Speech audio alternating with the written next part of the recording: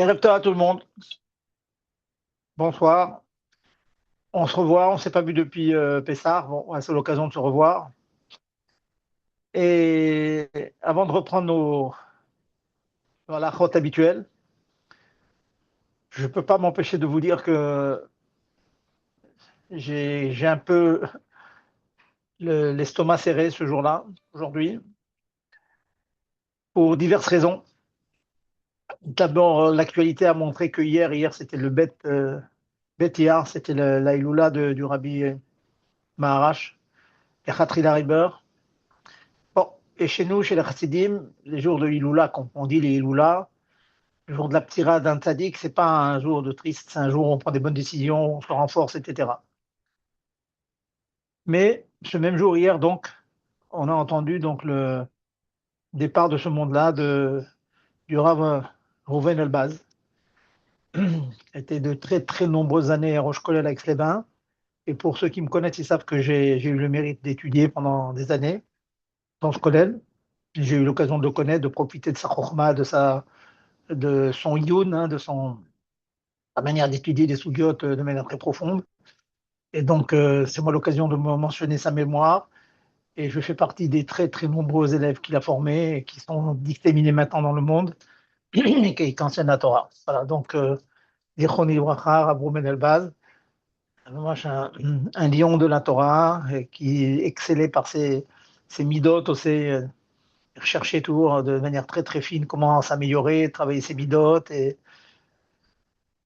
c'est que deux grandes directions d'un juif. Avoir Avat Torah, bien sûr Avat Hashem, Avat Torah, Avat Beriot, comment faire du chesed, comment répandre le chesed Trinam et la Torah Trinam dans le monde. Voilà, donc c'est l'occasion pour moi d'avoir le mérite de mentionner sa mémoire.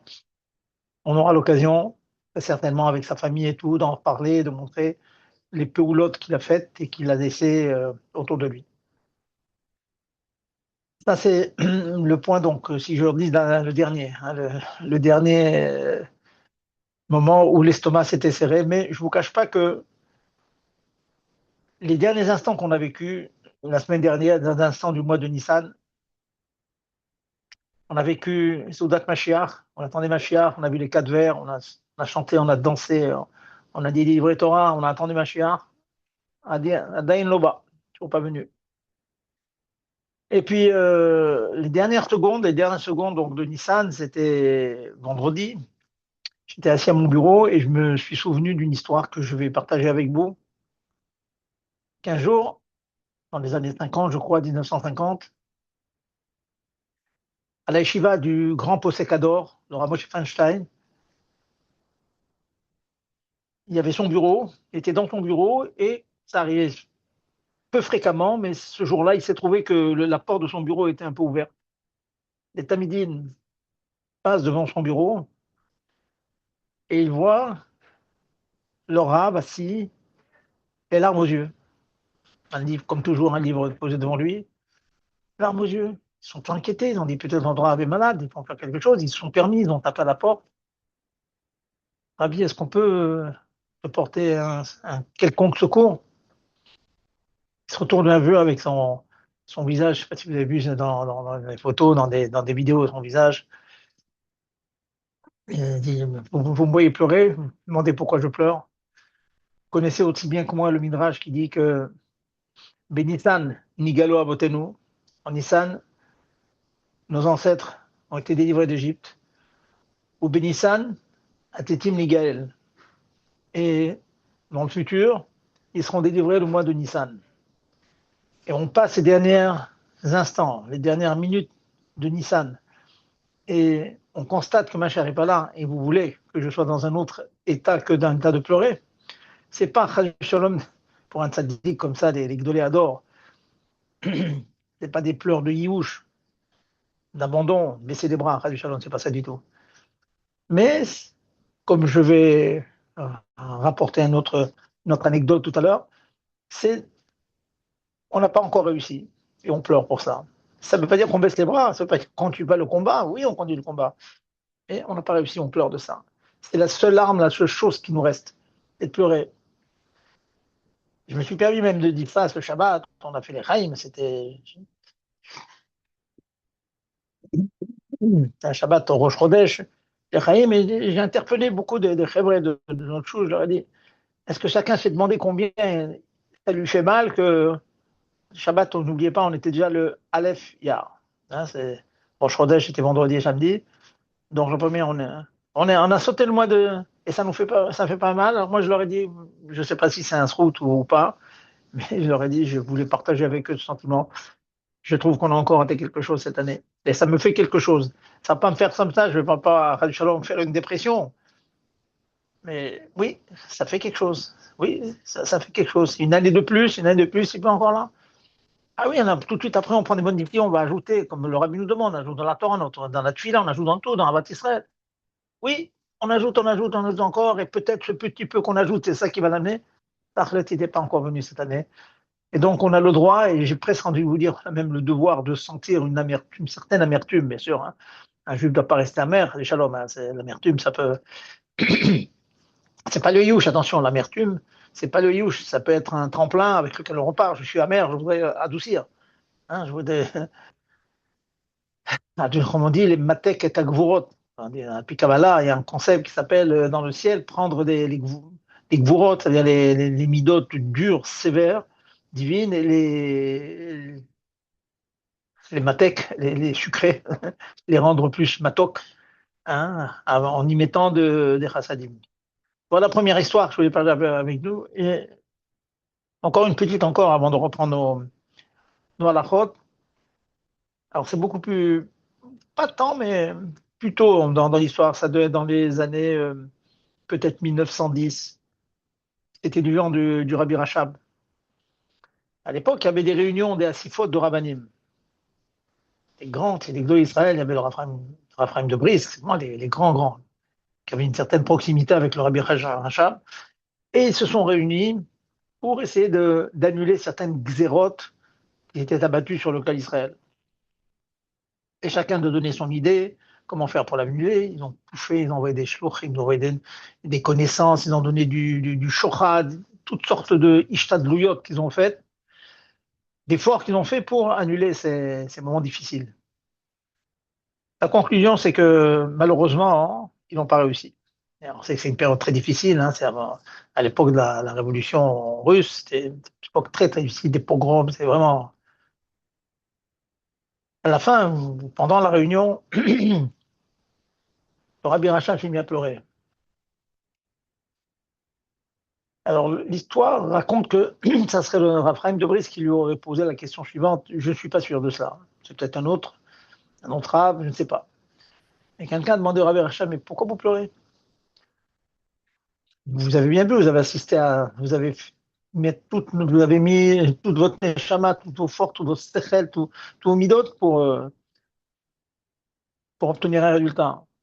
Nous aussi, tout le monde a donné toutes ses forces avec ses chassidim, avec ses élèves, on n'a pas réussi. Bon, pourquoi pleurer?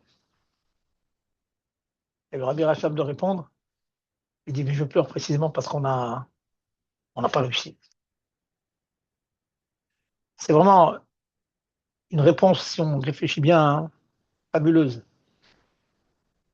Ça veut dire qu'on a un contrat, on n'a pas un contrat de faire un travail. Le contrat, c'est de réussir le travail qui nous a été ordonné. Ça, c'est le contrat. On n'a pas réussi, donc non, c'est zéro. Ah, ça, c'est mon lachon, hein, excusez-moi, c'est mes paroles. Comme ça, je comprends la réponse du Rabbi Rachab. J'ai une mission. Attention, il faut connaître toute proportion gardée. Un shliach du Rabbi peut aller dans un endroit où il y a très très peu de juifs, il peut passer sa vie pour sauver deux, trois juifs. Il a fini son tikkun, c'est fabuleux. Sa mission, c'est de s'occuper de ces deux, trois juifs. Il y en a d'autres qui ont des milliers de balles. Tu vois, j'ai entendu qu'au Pérou, j'ai un de mes petits-enfants chez Iré, qui était au Pérou, fabuleux. Il y avait un CDR communautaire de 1000, comme ça, j'ai entendu 1400 personnes. Je ne peux même pas comprendre comment c'est possible. Imaginez, je ne sais pas dans quelle salle ils étaient, 1400 personnes. Alors ce shliach, j'imagine toutes les forces, combien il a pris d'autres shluchim pour l'aider. Ça existe. Donc ça, c'est une astacha fabuleuse. Mais aux yeux du rabbi qui envoie ses shluchim, c'est la même chose. Tu as fait le ratson du Méchaler, tu as fait le ratson de celui qui a envoyé. Tu t'es occupé des juifs qui étaient entre tes mains. Tu as fait ta shlichut. Et tu as réussi ta shlichut. Mais si maintenant j'ai une shlichut d'annuler un décret et que le décret n'est pas annulé, alors je pleure parce que j'ai pas réussi. Très beau, si vous attrapez cette Toureda-là. Alors, comme j'ai dit dans la première histoire, le Rabbi Rachab, excusez-moi de mon lachon, hein, trivial comme ça, il avait mal au ventre. Il avait mal au ventre de ne pas avoir réussi. Donc il pleure. Pas dire, ah, j'ai fait tout ce que j'ai pu, non, Enigma. Je peux faire, j'ai fait, non. On ne te demande pas de t'envoyer des fleurs si c'est bien ou c'est pas bien. T'as pas réussi, donc je pleure. Je dis à Hachem, pourquoi je n'ai pas réussi? Donne-moi de nouvelles cohortes et tout. Et donc, ça, c'est un enseignement très, très fort dans la vie du juif, qu'on doit réussir. Hein, que c'est tout le mot du Rav Zaks d'Angleterre qui avait dit que le rabbi avait eu cette force de faire de ces chassidim des leaders. C'est un mot qui a fait beaucoup d'éclairs entre deux lunes, des leaders. Ça veut dire un leader, c'est quelqu'un qui doit réussir, il n'a pas le choix. Et encore une fois, quand je dis réussir, ça ne veut pas dire le grand bête rabat avec 10 000 personnes, etc. Non. Comme on dit en Chassidoute aussi, il faut, il faut donner toutes ses forces pour réussir sa voie Hashem. On a l'impression que c'est quelqu'un qui va prier pendant 4 heures et qui va étudier 18 heures par jour. La réussite, ça peut être, tu as réussi à faire un Birkat Amazon avec Havana comme il faut, avec un petit nigoun, ou même sans nigoun, en pensant au sens des mots. C'est quelque chose, ça, le sens des mots. Ashliach avait dit un Tsersidim, enfin, de ces Mekouravim, il a dit, le Rami dit que quand on va se marier, il faut être prêt à faire 4 heures 4 heures de tuila. Be'arichut. Alors le Mekourav, il lui a dit, mais à quoi je vais penser pendant les 4 heures? Et j'ai pas 1000 maris, mais 1000 sikhot dans la tête, et 1000 pages et je ne sais combien de pages de Tania claires dans ma tête pour pouvoir y penser pendant 4 heures. Je pense à autre chose, je pense à mon business.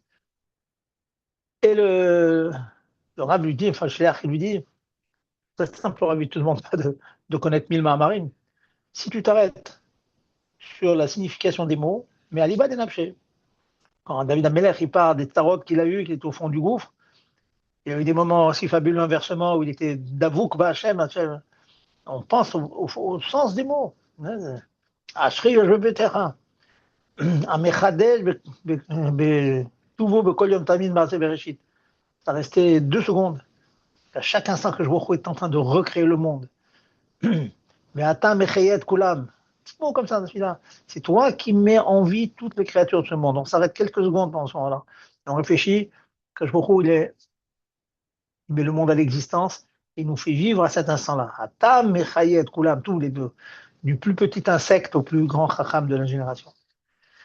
Voilà, excusez-moi de vous faire toute cette introduction, hein, mais voilà, c'est un juif, c'est pas quelqu'un même qui a Avat Torah, Avat Limud Torah et tout, mais on doit faire une avodat Hashem, ressentir la proximité d'Hachem, regarder les pages du Tanya. Hein, j'espère que tout le monde ici fait Ritat, fait le Tanya, il parle de divers niveaux de l'amour d'Hachem. Le premier niveau, c'est qui Chayecha, que Hachem, c'est ta vie, c'est ton énergie, c'est de la neshama qui est en toi. Tu bouges, tu te meus, tu bouges dans le monde parce que Hachem est ta vie. Si tu penses que Hachem, c'est ta vie, alors tu aimes Hachem, tu aimes ta vie. Puis il y a d'autres niveaux, un niveau du fils qui aime son père, qui est prêt à donner sa vie pour son père, mais admet sur le nefesh.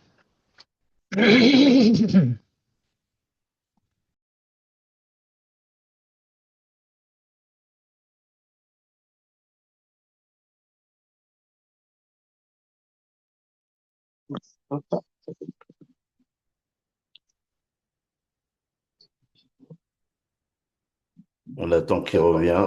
Il a dû avoir un problème technique.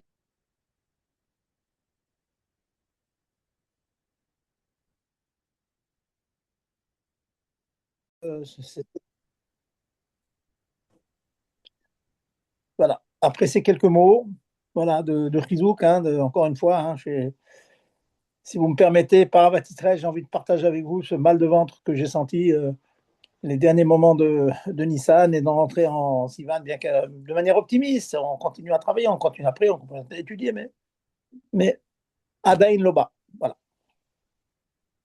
Je vais, avant de reprendre donc le cycle des halachot, je vais vous partager encore avec vous quelques halachot qui m'ont été soumises là, ces derniers jours et je vais en faire profiter tout le monde. Ok. Vous savez qu'il y a une halakha en Chutz Laaretz, que la chala, quand on prélève la chala en Chutz Laaretz, c'est une obligation midirabanan seulement. Une obligation midirabanan. Et dans la mesure où c'est une obligation seulement midirabanan, il y a certaines coulottes.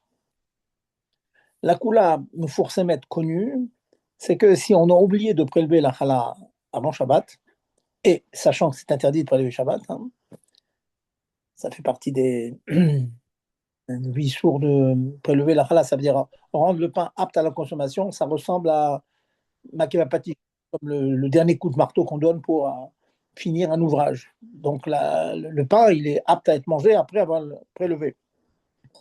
Donc c'est interdit de prélever Shabbat. Trumot en Eretz Israël, vous avez Trumot ou Masrot et tout ça, interdit de prélever Shabbat. Il y a une coula particulière en Chutz Laaretz, et on m'a souvent posé la question, donc ça arrive assez souvent. La maman oublie de prélever. Voilà. Elle a tout mis dans le four, elle a tout cuit ses chalotes, et puis elle se retrouve voilà, vendredi soir et toutes ses chalotes, elle n'a pas prélevé la chala. Quoi faire? Je pense, vous avez dit, on a déjà étudié ces halachot. On a le droit de prendre un morceau de pain, le mettre de côté, ou une chala entière, ou un petit morceau, peu importe. On le met de côté, on ne prélève rien, c'est interdit. On met ce pain de côté, on mange le pain, on mange Shabbat, et Motzai Shabbat, ou après, on fait le prélèvement sur le petit morceau qu'on a mis de côté. Voilà, c'est une halakha connue. C'est basé sur le principe qui s'appelle Brira. Brira, ça veut dire un choix rétroactif, des mafréas. Le fait de prendre ce morceau de pain et de décréter que le morceau de pain qu'on a mis de côté, ou bien un petit morceau que vous allez prendre, vous avez mis une challah entière de côté, sur la challah que vous avez mis de côté, vous prélevez un petit morceau, et il s'avère que en Chutz Laaretz, on a le droit de dire ça c'est la challah, et rétroactivement, et, rétroactivement, il va s'avérer que cette challah que j'ai prélevée maintenant, ça sera considéré comme si je l'ai prélevé avant Shabbat. Intéressant comme concept. Ça marche rétroactivement, alors que ça se trouve que toutes les chalotes qui étaient à la maison ont été mangées par la famille. Donc, il y a juste un petit morceau de challah. Bon, ça c'est connu, je pense que vous connaissez cette halakha.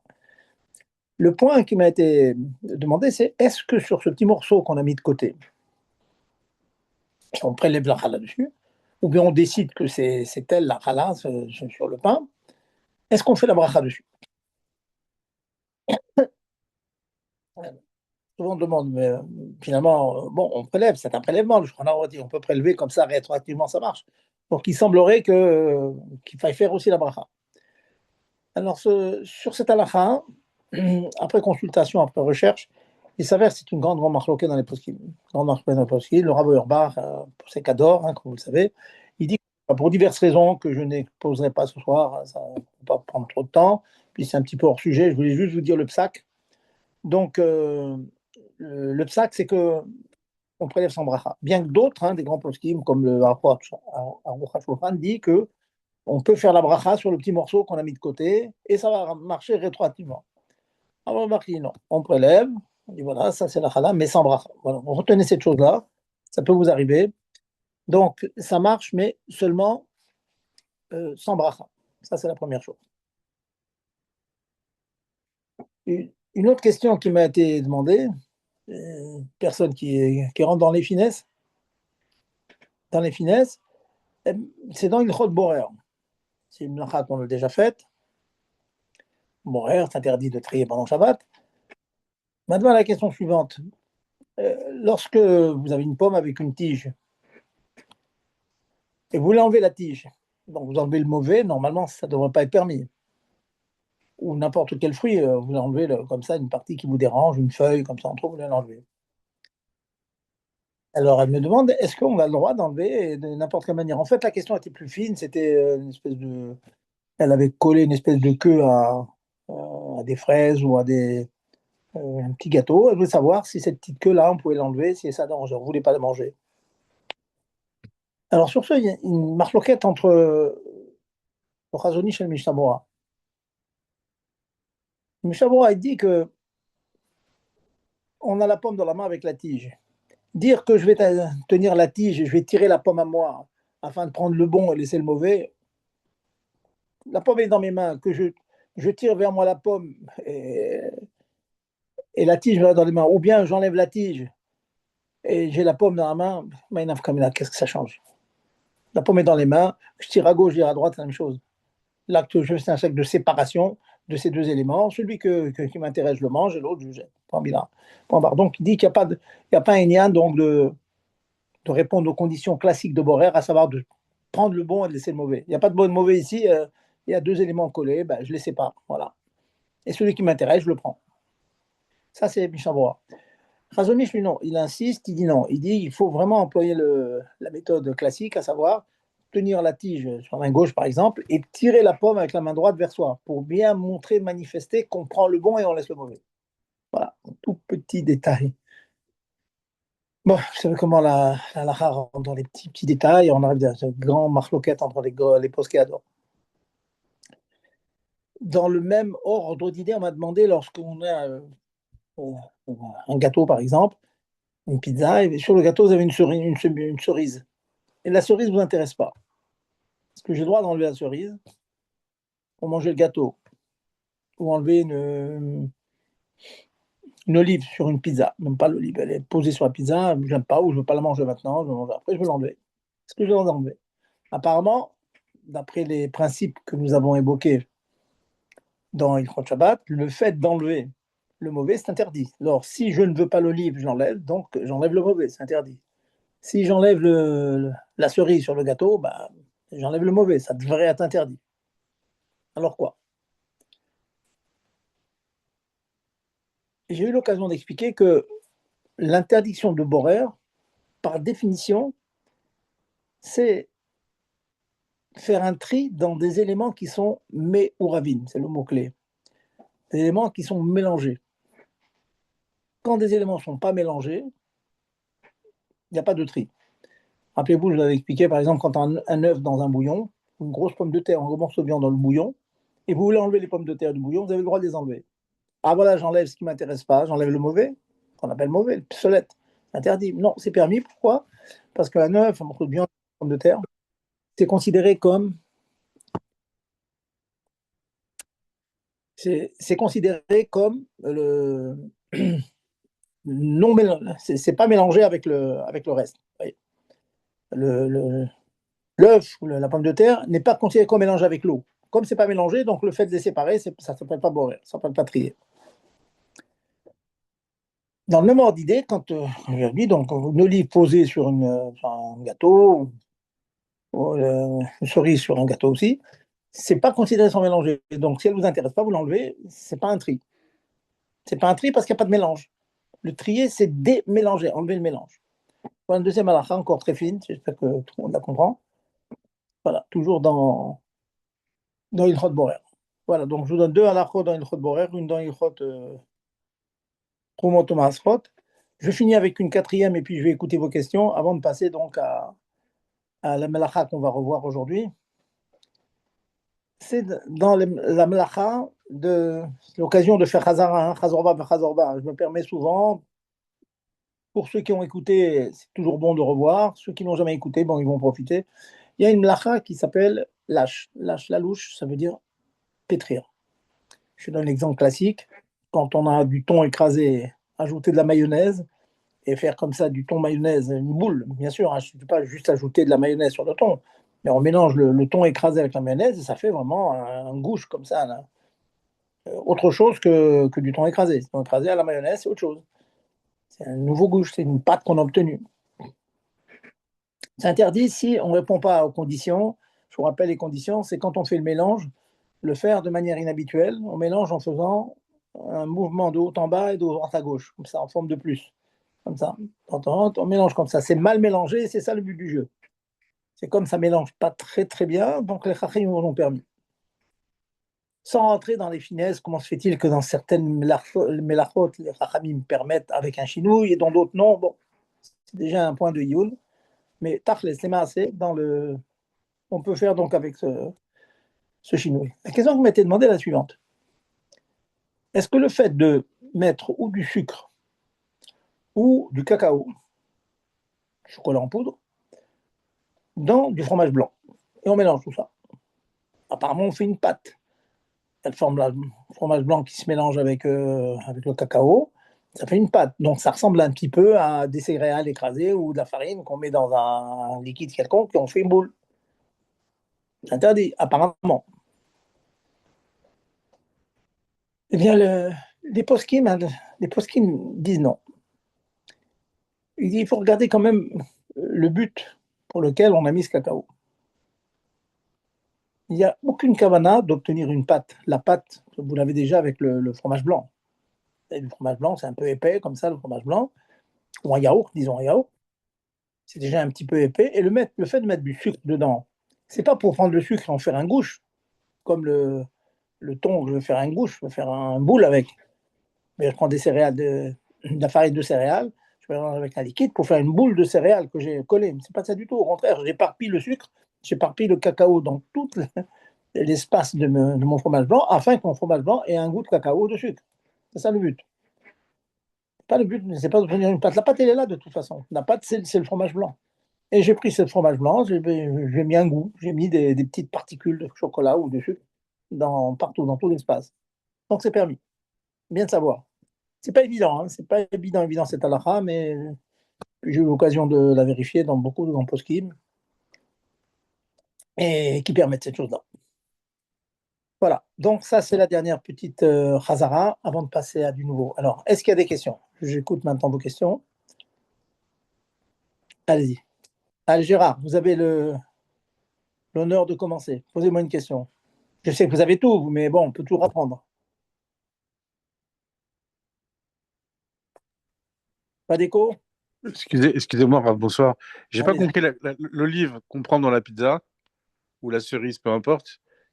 La réponse, c'est quoi? C'est que comme c'est pas mélangé, Il n'y a pas de tri. c'est posé dessus. C'est posé C'est posé, dessus. posé dessus, ça ne peut pas mélanger. Et donc, je peux l'enlever. Exactement. Ok. Voilà. Allez-y. Juste, Rav, comme ce soir, c'est Yom HaZikaron, si vous pouvez dédier le cours pour les Khayalim Dans Hachem, qui pour sont tombés. tous les tzadikim qui ont donné leur vie pour le clan d'Israël. C'est un mot du Ravi, hein, dit que un khayal qui tombe au combat, c'est un tzadik, hein, qui a donné sa vie pour le clan d'Israël, hein, pour Parvat Israël. C'est évident. Allez-y. Autre question? Pas de questions?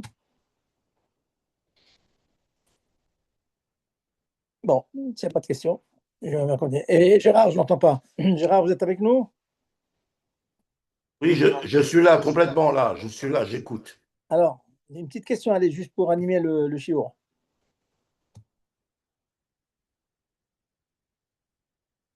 Bon, je vous laisse réfléchir.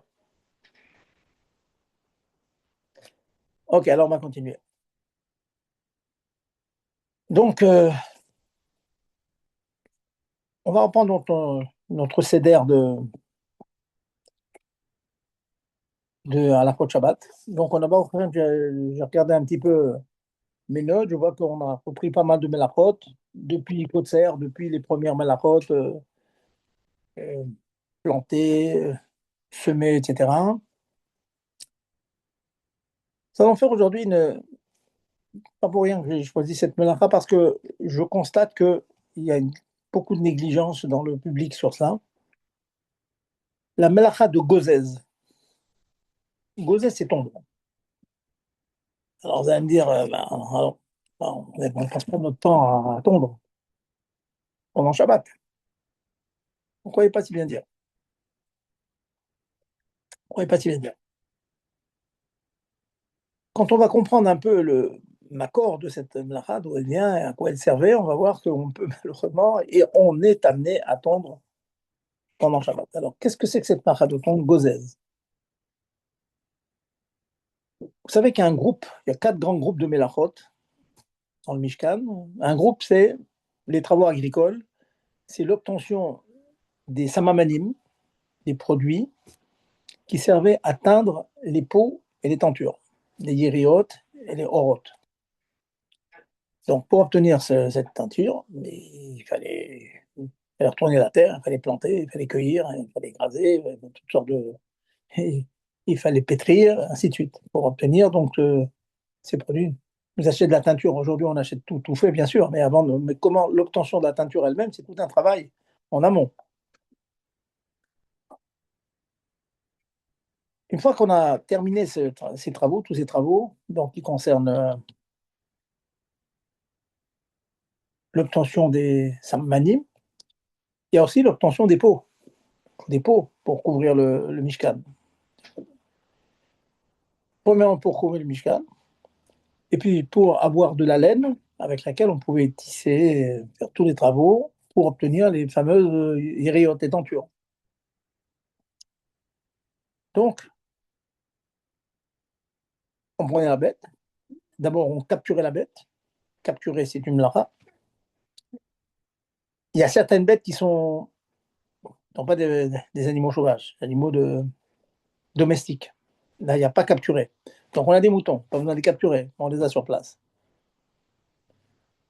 Il n'y a même pas besoin de faire la shrita pour obtenir la laine.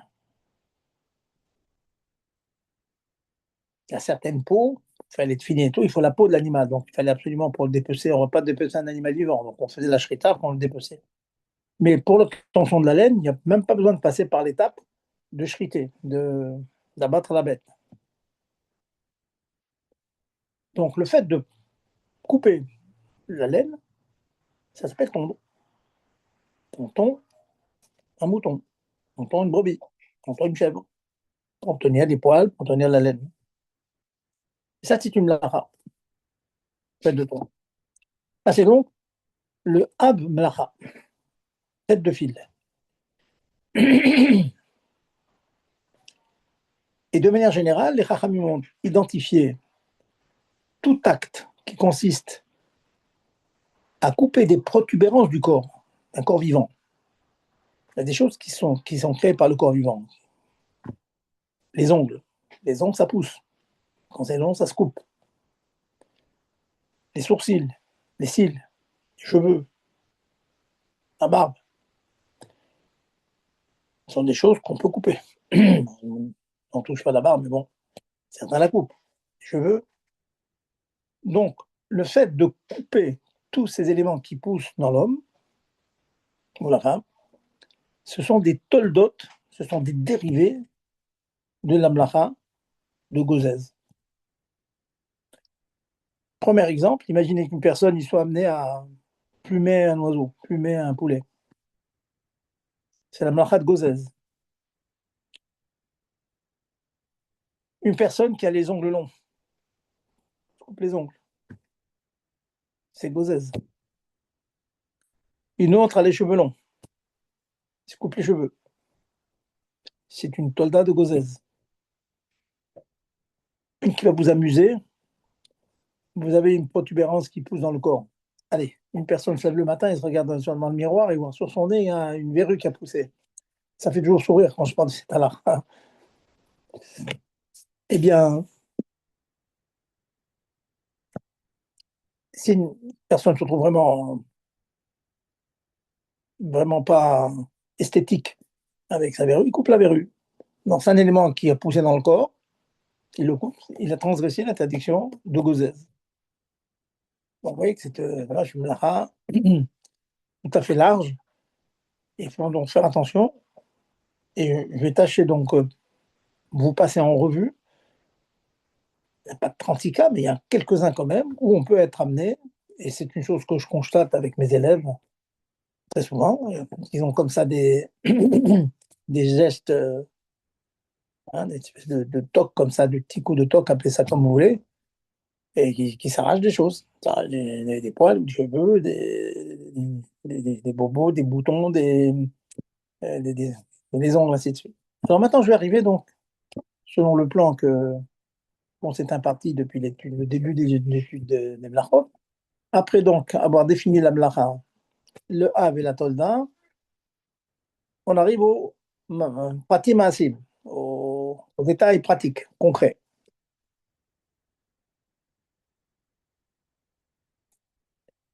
Sachez que si on a besoin de couper les ongles, une femme doit aller au mikvé.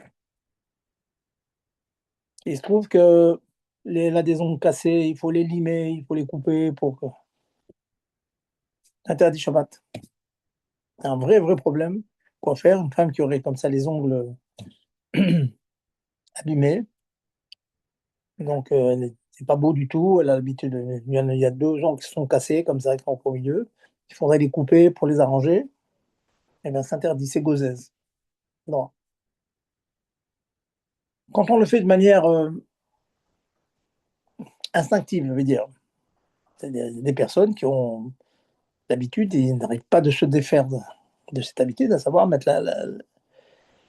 les doigts dans la bouche et se ranger les ongles. C'est interdit. Vraiment, c'est très dur. Hein. J'étais avec certaines élèves qui me disent on peut pas. C'est vrai qu'à l'impossible, l'une est tenue, mais si la Torah t'interdit, c'est que c'est possible. C'est tout. Donc, il faut trouver une solution. Mais des gants s'il le faut. Une qui me rétorque, mais même si je mets des gants, je vais finir par croquer les gants. Bon. En tout cas, trouver des solutions. Hein. Je sais qu'il y a des jeunes gens qui ont vraiment, vraiment, vraiment des problèmes à ce niveau-là, de se contenir, de ne pas se ronger les jambes. Donc ça, c'est banni. On pensait dit, hein, donc avant Shabbat, vous savez qu'il y a une mitzvah de Kvot Shabbat qui consiste à se couper les ongles avant Shabbat. Les hommes doivent se couper les ongles pendant Shabbat, avec l'ordre que vous connaissez, un oui, un non, un oui, un non, une fois, deux fois, de telle sorte que les 10 doigts sont, sont coupés Erev Shabbat. On fait en général ça, hein, Erev Shabbat. Et les khatril, on ne fait pas jeudi. Hein. Vous connaissez la on ne fait pas ça jeudi. Voilà donc cette nacha qu'on fait avant, mais pas Shabbat. Shabbat, on ne coupe pas les ongles. Et donc, imaginons, j'ai eu des cas comme ça que je ne sais pas si vous avez remarqué que très souvent, on a un Moël qui doit faire une brique Mila, il a un ongle long avec lequel il fait la priya. La priya, c'est retourner la peau du prépuce qui a été coupé un petit peu. Et il y a besoin de l'ongle. Alors, il y en a qui m'a demandé, mais je ne peux pas le faire sans mon ongle. J'ai dit, tu dois trouver une solution. Mais il est rigoureusement interdit de, de couper l'ongle. C'est comme si tu me disais, ton couteau de Mila, il s'est abîmé, il est tombé, tu vas l'aiguiser. Non. Et sur la Torah d'aiguiser un couteau. Donc, tu te débrouilles. Si tu ne peux pas faire la Mila, ben, tu ne la fais pas. On n'a pas le droit de se couper l'ongle si c'est la seule condition par laquelle on doit passer pour faire la Brit Mila. Deuxième cas aussi très fréquent, hein, je reviens sur les cas que je vois, c'est une personne qui a les lèvres gercées.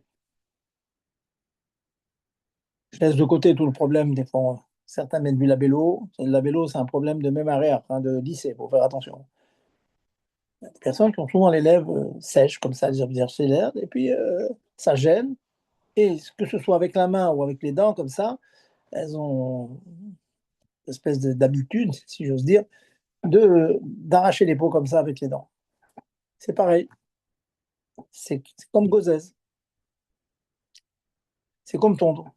Donc, encore une fois, les personnes qui ont cette mauvaise habitude de s'enlever les peaux autour des lèvres, ou bien parfois autour des ongles, quelquefois, il y a une peau qui se sépare un petit peu de l'ensemble, et ça fait très mal. Alors, on est tenté quelquefois même à se faire un petit peu mal, mais à arracher les peaux afin que ça se cicatrise. Ça, c'est interdit, arracher la peau comme ça, c'est interdit. Ah, pas simple, hein? Pas simple. Donc, tâchez avant Shabbat de vérifier que vos mains elles sont bien râpées, hein, qu'il n'y ait pas de problème de peau qui s'échappe et qui va nous amener donc à, sur Rachash, d'arriver à la mlacha donc de Gozès. Un autre cas aussi, ça je pense que tout le monde le sait, c'est le fait de se brosser ou de se peigner les cheveux, l'un ou l'autre. Faites un essai, prenez une brosse, prenez un peigne bien nettoyé sans aucun cheveu, peignez-vous, brossez-vous et vous allez voir que la brosse ou le peigne va être chargé de cheveux que vous auriez détachés. Certes, il est possible qu'il y a des cheveux qui sont déjà détachés, certes. Mais malgré tout, c'est quasiment certain qu'il y en a d'autres qui étaient encore accrochés au crâne et que lorsque l'on se peigne, lorsque l'on se brosse, il s'arrache. Donc on rentre dans le problème de Gozès. Et c'est tout le problème que beaucoup de femmes, d'ailleurs mes élèves me disent que c'est un grand problème pour elles. Des fois, c'est un mot amusant qu'elles emploient, elles ont la tête empelaillée, hein, les cheveux empelaillés, et elles n'arrivent pas à les arranger, et donc elles parlent à la choule. Bon, je veux dire, on faut trouver des solutions, mettre un élastique avant, de telle sorte que tout s'embrouille pas. Et je leur dis, ben, quand vous serez mariés, vous aurez une perruque, le problème sera résolu. Mais en attendant, trouvez une solution pour pouvoir vous présenter avec des cheveux à peu près convenables dans la rue.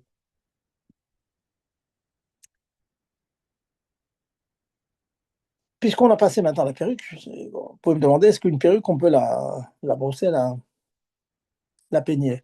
Sachez qu'il est clair que les cheveux qui sont sur la perruque, c'est des cheveux qui sont morts, qui ne poussent pas.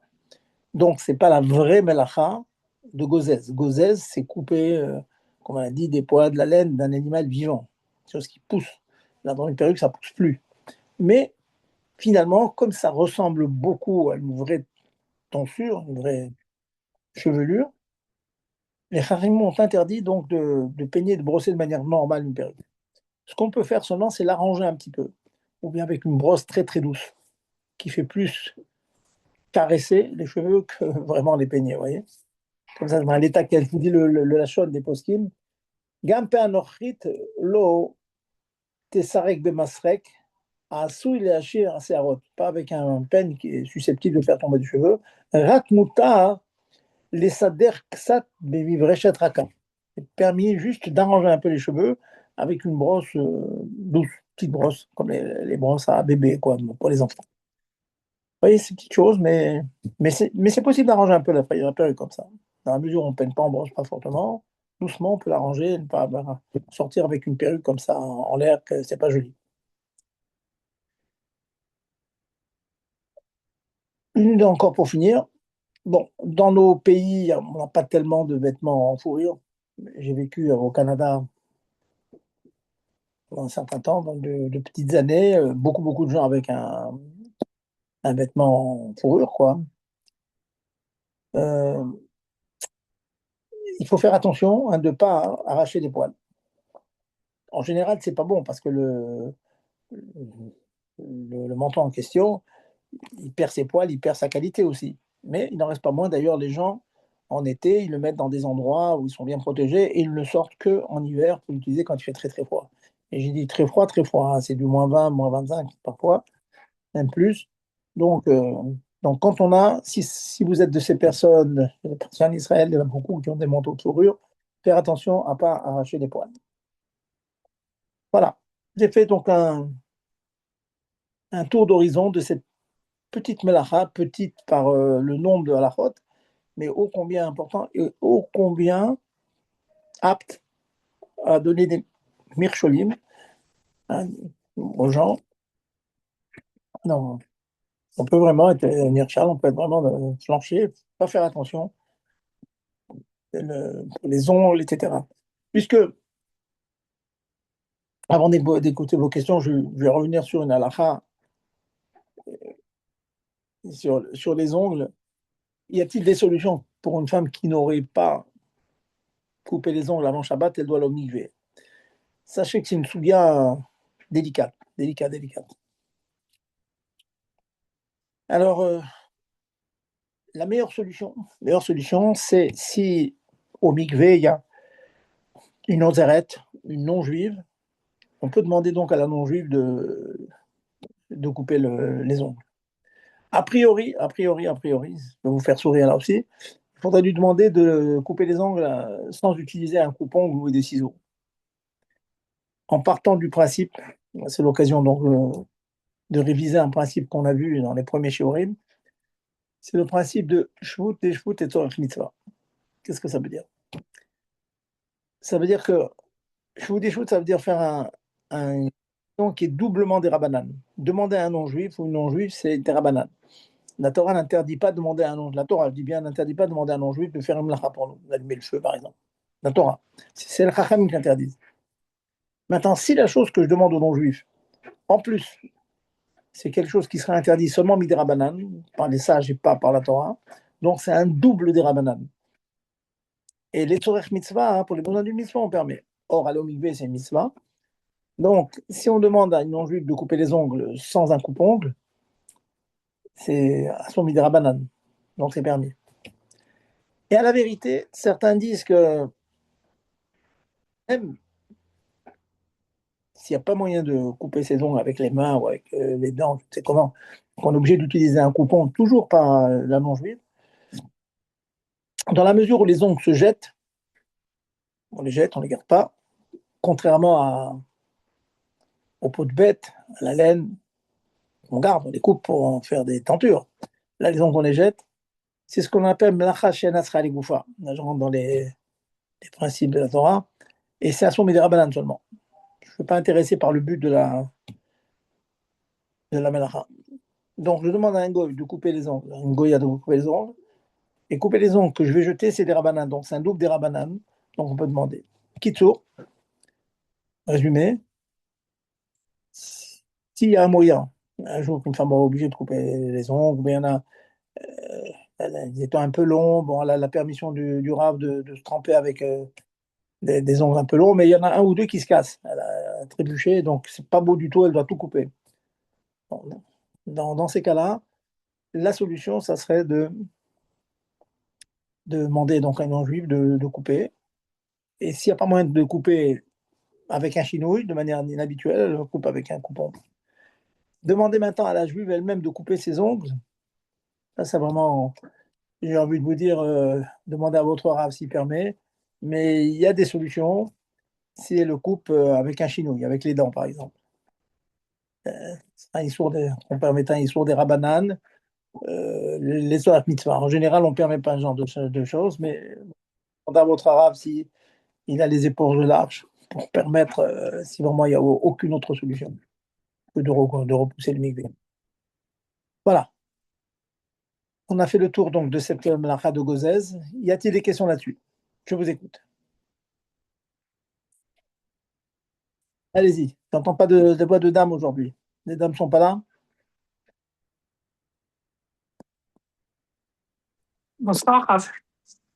Bonsoir, je vous écoute. Allez-y. Alors, justement, par rapport aux ongles, même limés, ça serait pas possible pour éviter que. J'ai bien compris votre question. Limer, c'est comme couper, madame. La lime, La même chose.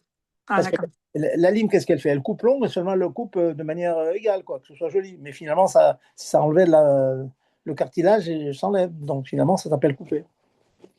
Non, mais si c'est pas que pour couper, parce que parfois on dit que c'est, vous savez, c'est pas bien d'avoir un ongle qui tombe par terre, par risque qu'il tombe par terre quand on va toucher quoi que ce soit. Est-ce que c'est même pas. C'est pas bien. Non. Ce que vous dites est parfaitement juste, mais c'est pas une raison suffisante pour permettre un vrai issour. Or, c'est un vrai D'accord. issour de couper les ongles. Ok. Donc il faut mettre quoi alors dans ces cas-là? Pour vous parler pour un mikvé ou de manière générale? Non, déjà en manière générale, bon, au mikvé, En c'est encore général, plus vous gardez compliqué. les ongles parce qu'il tombe de lui-même. Vous le laissez comme ça.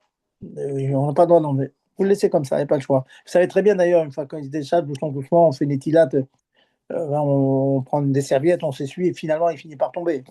Mais sinon, on n'a pas le droit de faire, nous, un acte positif pour le faire tomber. D'accord. Voilà. Merci beaucoup, Raph. Je vous en prie. Allez-y, messieurs, dames, allez-y, posez vos questions. Il reste quelques minutes. Excusez-moi, l'ongle, avec un chinook, c'est pas écrit que si on n'utilise pas le coupe-ongle ou le ciseau et qu'on fait avec les dents, que c'est autorisé à partir du moment où il n'y a pas de coupe-ongle, Shabbat. Si on l'enlève avec les dents, non? Dans le Rambam, ou je sais plus où j'ai vu, mais que si on n'utilise pas le coupe-ongle ou le ciseau, qu'on le coupe avec ses dents, il n'y a pas de vraiment d'issue. Vous faites un issour avec un chinouille. Or, de manière générale, faire un issour avec un chinouille, c'est pas permis. Du genre, vous allez sortir dans la rue en mettant quelque chose sur votre chapeau. Voilà, vous avez fait un chinouille. C'est interdit normalement. On a dit, pour un malade, on peut le faire, dans certaines circonstances, on peut le faire. Mais de manière générale, faire un issour avec un chinouille, c'est interdit. Dans le cas de l'ongle, dans la mesure où on le jette, c'est quelque part, ça peut être un double des rabananes. Double des rabananes. Premièrement, on coupe l'ongle pour le jeter, premièrement. Deuxièmement, on le coupe, on n'est pas intéressé par l'ongle. Deuxièmement, on le fait avec les dents, donc c'est un double des rabananes. Certains permettent double des rabananes pour les Torah Mitzvah. C'est pour ça que je vous ai dit demander à votre âme. Moi, je ne prendrai pas sur moi de permettre parce que je sais que beaucoup interdisent ça, mais certains permettent. Donc, vous prendrez votre Ouais, j'ai compris. rappel Ok. et pas sur lui. Voilà. Ok. Allez-y, autre question.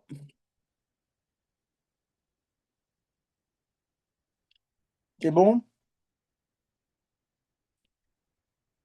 Bon, voilà. Si, c'est fini, c'est fini. Donc, on va terminer avec une petite question sur la période que l'on vit maintenant. C'est une période, vous savez, qu'on a le minag, le Pierre Arizal, de pas dire Shechianu pendant cette période. C'est une période où il y a les Talmidim de Rabbi Akiva qui sont décédés, etc. Donc, on ne fait pas Shechianu. Les dernières années, lors d'une entrevue entre le Rabbi et le Rishon LeZion, Rav Eliyahu, Rav Mordechai Eliyahu, le Rabbi a dit dans la vidéo, on a la vidéo, le Rabbi a dit que nous avons le minag de dire Shechianu Shabbat. C'est comme ça. On a les deux, dire Shechianu Shabbat. Donc, depuis, le minag a changé. Et si vous avez l'occasion de dire Shechianu, vous avez un fruit nouveau, etc., vous pouvez le manger Shabbat et vous faites Shechianu Shabbat. C'est un chidouche, mais c'est comme ça maintenant le minag. Bon, on n'a pas tellement l'occasion de dire Shechianu, mais voilà, sachez qu'on n'est pas privé. C'est un chidouche que le Rabbi a dit, c'est rapporté maintenant. Voilà, on finit avec ça. Donc, Bezat Hashem, on va se donner rendez-vous la semaine prochaine. J'espère à Yerushalayim, j'espère que Machar va venir, j'espère que la situation en Eretz Israël Amen. Amen. Amen, amen, va amen. s'arranger, que les bombes vont arrêter, que les ennemis, je ne vais même pas dire qu'ils vont mourir, que les ennemis ils vont faire tchouva. Voilà, comme le Rabbi a dit, Amen. ça sera la guerre, ça sera la victoire Béchalom. Hein, c'est un mot que le Rabbi Romain va répéter. Béchalom, ils vont comprendre qu'il y a une vérité, il n'y en a pas deux. Il y a Hashem Echad ou Shmo Echad, il y a le peuple juif, et que les nations elles sont là pour se soumettre à ce que veut Dieu, c'est tout. Et donc, sans guerre, sans rien, Bezat Hashem, Machar va venir et on va enfin assister à la Séouda qui nous est promise et de voir surtout le Guilou et le Kout. L'essentiel pour nous, c'est que Dieu s'est voilà nous. Voilà. Amen. Amen. Tout. Merci, Rav. Bah, alors, on va dire Yechamel Arav. Comme Ouais. ça, au moins, il va se dévoiler plus vite. Voilà, vas-y. Voilà. Amen. Allez, Amen, amen. il sera là pour nous tenir la canèche, lui. Ne vous inquiétez pas. Amen. Amen. Amen. Allez, Koltou. Kol tov. Des bonnes nouvelles. Au revoir.